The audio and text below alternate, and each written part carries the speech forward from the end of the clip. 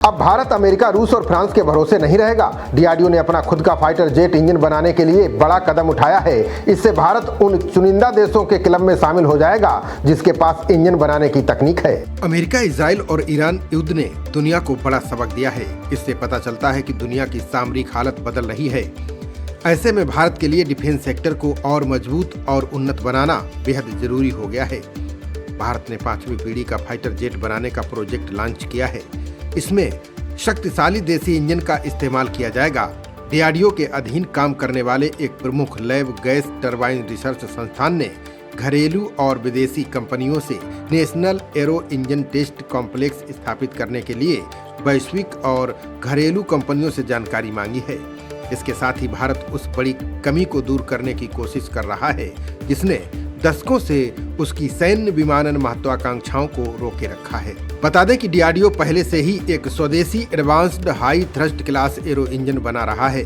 नए प्रस्ताव के तहत टेस्टिंग सुविधा का उपयोग पूरे इंजन और उसके अलग अलग हिस्सों की जांच की जाएगी।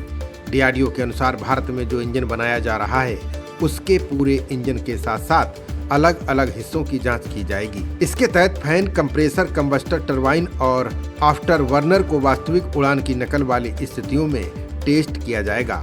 साथ ही हाईटेक एयर हीटिंग और कूलिंग व्यवस्था भी होगी।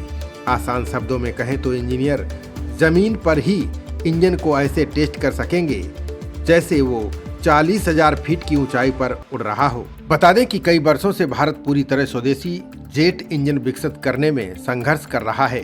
इससे पहले कावेरी इंजन कार्यक्रम शुरू में बड़ी उम्मीदों के साथ चला, लेकिन जरूरी थ्रस्ट न मिलना और विश्वसनीयता की समस्या जैसी कई चुनौतियों में फंस गया। इन असफलताओं के पीछे कम चर्चित लेकिन बड़ा कारण देश में उन्नत टेस्टिंग सुविधाओं की कमी थी। जेट इंजन दुनिया की सबसे जटिल तकनीकों में से एक है। अमेरिका, ब्रिटेन, फ्रांस, रूस और चीन जैसे केवल मुट्ठी भर देश ही इसे पूरी तरह महारत हासिल कर पाए हैं। ये सुविधा भारत को उस क्लब में शामिल होने की दिशा में एक कदम है। बता दें कि जेट इंजन को बार बार ऊंची उड़ान, तेज गर्मी, दबाव में बदलाव, लंबे समय तक चलने वाले टेस्टिंग जैसी बेहद कठिन स्थितियों से गुजरना पड़ता है। बिना विश्व स्तरीय टेस्टिंग सुविधा के सबसे अच्छे डिजाइन भी पूरी तरह साबित नहीं हो पाते। डीआरडीओ का प्लान अगर सफल हुआ तो कई विदेशी कंपनियां घुटनों पर आ जाएंगी। बता दें कि तेजस सहित भारत के ज्यादातर front line fighter aircraft general electric जैसी विदेशी कंपनियों से ही इंजन लेते हैं। ये साझेदारियां जरूर हैं, लेकिन इनमें सीमाएं भी हैं। बाहरी सप्लायर पर निर्भरता, अपग्रेड और टेक्नोलॉजी एक्सेस पर पाबंदियां इसकी राह में बड़ा रोड़ा है। डीआरडीओ का ये नया कदम का सिर्फ एक टेस्टिंग फैसिलिटी बनाने तक सीमित नहीं है। इसका मकसद धीरे धीरे विदेशी निर्भरता को कम करना है। खबरों का सिलसिला जारी रहेगा। देखते रहिए जनप्रवाद। नमस्कार।